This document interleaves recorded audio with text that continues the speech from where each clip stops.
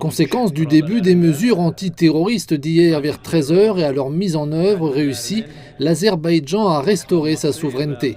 Une partie importante de l'armée a été complètement détruite, qui était illégalement stationnée par l'État arménien dans les territoires azerbaïdjanais et n'a pas encore été retirée malgré les obligations de l'Arménie. Des équipements militaires ont été détruits et mis hors d'usage. Le Premier ministre arménien Nikol Pachinian déclare que son gouvernement n'a pas participé à la discussion ou à la négociation de l'accord, mais qu'il a pris note de la décision prise par les autorités de la région. La République d'Arménie n'a pas participé à la création du texte et ne faisait pas partie des discussions.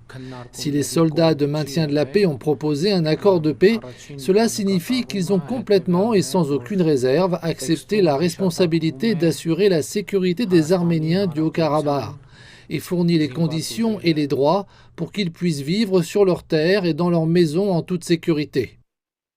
Des rapports locaux indiquent que 32 personnes ont été tuées et plus de 200 blessées durant cette opération militaire.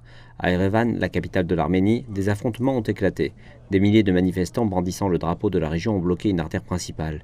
La police a utilisé des grenades assourdissantes et procédé à des arrestations. Plus tôt, les autorités de l'Azerbaïdjan et du Haut-Karabakh ont conclu un accord de cessez-le-feu.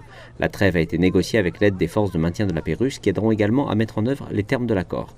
L'Azerbaïdjan et l'Arménie s'opposent concernant la région du Haut-Karabakh depuis 1988.